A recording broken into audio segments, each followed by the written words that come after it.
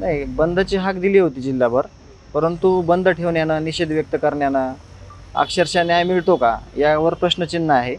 म्हणून संघर्ष योद्धे मनोजदादा जरांगे दादा त्यांनी काल असं सांगितलेलं आहे की सगळ्यांना विचारात घेऊन यावर कायमचा बंदोबस्त कसा करता येईल आणि जे निर्णय आहे याचा ते पुढील ते घेतील आणि मग त्यावर आपण बघूयात की ते निर्णय काय घेणार आहे सगळ्यांना विश्वासात घेऊन आणि यापुढचं पाऊल काय असणार आहे. दिवटे यांना न्याय मिळण्यासाठी तुम्ही काही वैयक्तिकरित्या काही करणार आहात, कुठे मागणी करणार आहात? नाही, वैयक्तिक नाही, दादा जे करणार आहेत त्यावर सगळ्यांनी एकमत करून म्हणजे सगळ्यांनी मिळून अन्याय कसा दूर होईल आणि न्याय कसा भेटेल यावर ते जे निर्णय घेतील त्यावर आम्ही म्हणजे समाधानी असू. मात्र जर आपण बघितलं ते राजकीय लोक आहेत.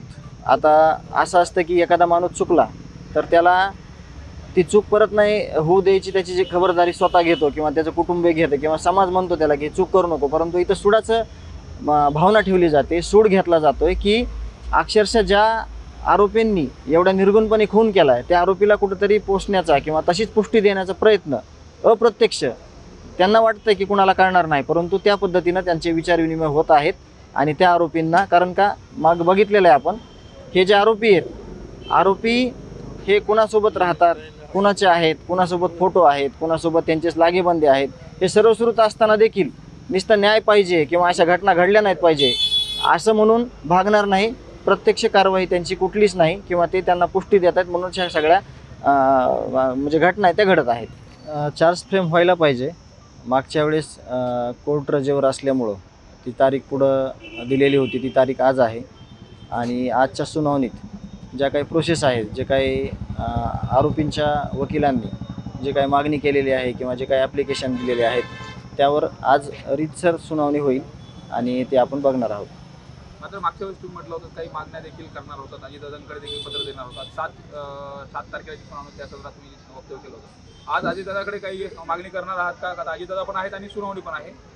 नाही, आज तसं काही म्हणजे नियोजन नाही आहे, कारण का ज्या मागण्या आपण 2 एप्रिलला दिलेल्या आहेत अजितदादांना त्यावर जास्त काही कारवाई झालेली नाही किंवा जे काही आता घडतं आहे सध्या, ज्या काही गोष्टी घडलेल्या आहेत, जे काही हत्या अमानुषपणे झालेली आहे त्यावर कडक शासन झालं पाहिजे, कडक कारवाई झाली पाहिजे आणि आम्हाला न्याय मिळाला पाहिजे एवढंच आम्ही मागतो.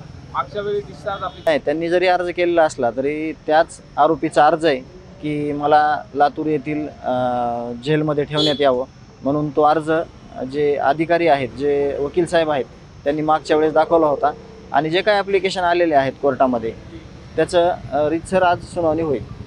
मात्र आपण जर बघितलं म्हणणं मांडलं जाणार आहे आणि ते आता आम्ही मांडत आहोत. आत्ता सध्या या 8 दिवसातली 15 दिवसातली अपडेट आम्ही घेतलेली नाही, परंतु जे काही रीतसर कोर्टातून आम्हाला तिथल्या ज्या काही अपडेट पाहिजे आहेत किंवा तिथले काही CCTV फुटेज आहेत त्याचा अर्ज आम्ही दिलेला आहे. त्या लवकरच CCTV फुटेज आम्हाला येतील आणि मग आम्ही त्याच्यात काय CCTVमध्ये आले ते तुमच्याकडे व्यक्त होऊ.